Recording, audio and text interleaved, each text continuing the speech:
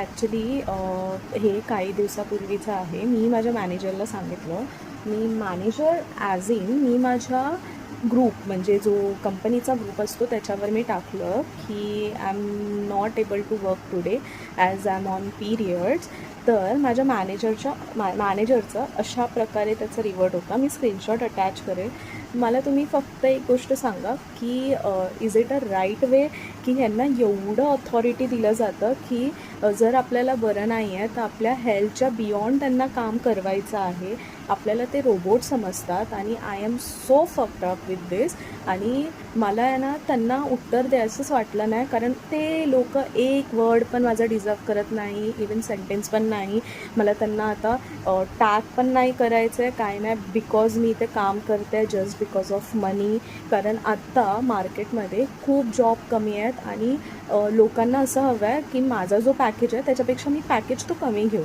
आणि आता कंपनी पण अलाव नाही करत आहे तसे चांगले चांगले पॅकेजेस. तर मी काय नाही करू शकत, म्हणून मला आता इथे नाईलाजानी राहावं लागतं आहे. बट मला हेच आहे की इंडियाने काही नाही काहीतरी आहे ना रूल्स रेग्युलेशन्स काहीतरी काढले पाहिजे ह्यांच्या अगेन्स्ट. कारण हे लोक खूप रूड बोलत आहेत आणि we have to do something. तुम्हाला जर कोणाचा कॉन्टॅक्ट माहिती आहे काय आहे, मला त्यांच्यामध्ये पडायचं नाही आहे, म्हणजे त्यांना काय करायचं नाही आहे. बट खूप मॅनिप्युलेट केलं जातं, मुलींना पण मुलांना पण इवन केलं जातं तिथे मॅनिप्युलेट. आपल्याकडे तर म्हणजे आपण बोलू तरी शकतो पीरियड्स अँड ऑल. मुलांना जर जेन्युइन रिझन असेल त्यांना पण खूप ह्युमिलेट केलं जातं आणि हे मी स्वतः बघते आहे आणि मला खूप वाईट वाटतं. आणि म्हणून मला असं आहे ना असं वाटतं की इंडियन कंपनीज आहे ना आता खूप खूप खूप घाण झाल्या आहेत आणि मला त्यांच्याबद्दल बोलायचंच नाही आहे.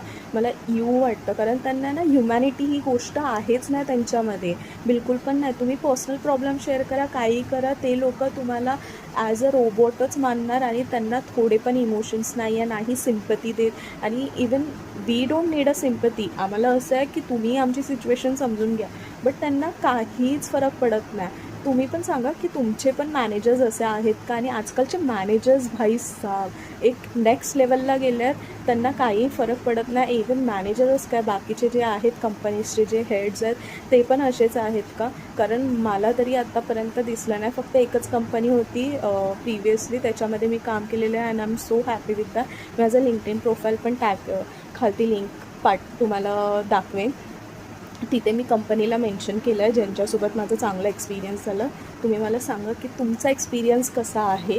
एक वर्स्ट केस सांगा आणि एक चांगलं पण केस सांगा. आणि येस, मला एवढंच तुम्ही सांगा. Thank you, bye. माझ्या लूकला परत जज करू नका.